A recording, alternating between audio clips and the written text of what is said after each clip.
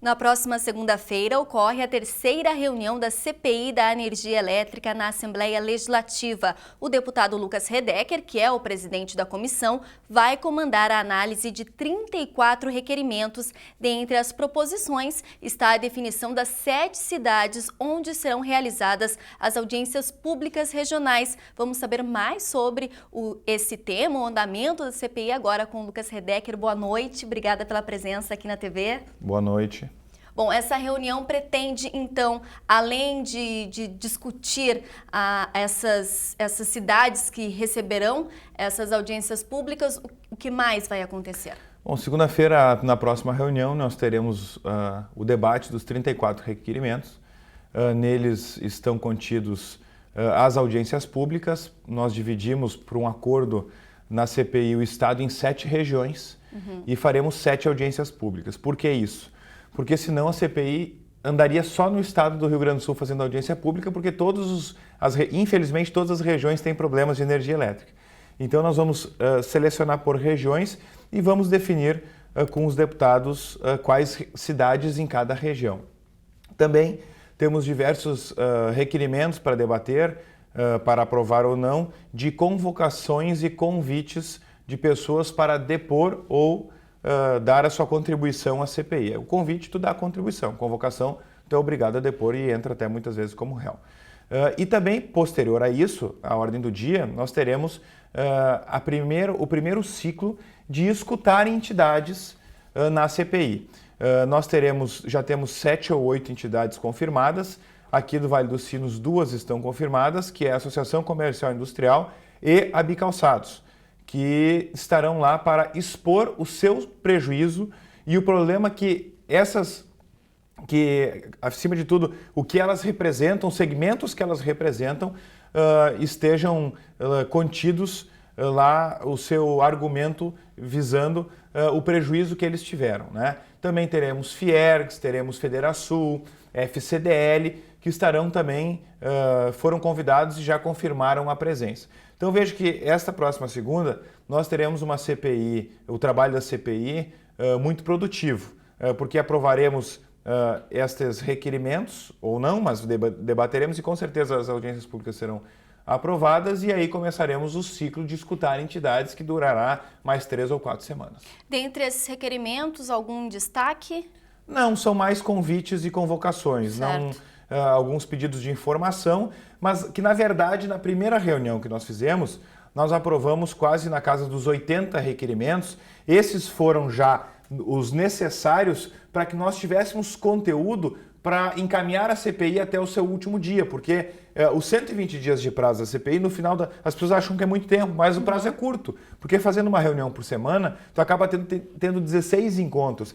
E esses requerimentos, eles já conseguem preencher esses 16 encontros. Claro que os que serão aprovados, e uma coisa que nós faremos com as audiências públicas, elas não ocorrerão nas segundas-feiras. Elas ocorrerão provavelmente nas sextas-feiras, porque na terça, quarta e quinta nós não podemos fazer audiências públicas no interior do estado, porque nós temos o trabalho da casa, tanto de manhã quanto à tarde.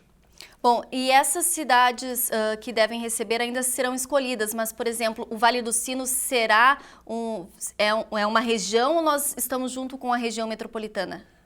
A previsão e o encaminhamento que foi feito, pelo que eu me lembro, Porto Alegre teria uma audiência pública e Novo Hamburgo é a sugestão de sediar a outra audiência pública. Agora, não depende só do deputado Lucas Redecker, depende dos 12 deputados ou dos deputados que comparecerem lá para fazerem a votação e elencar as cidades.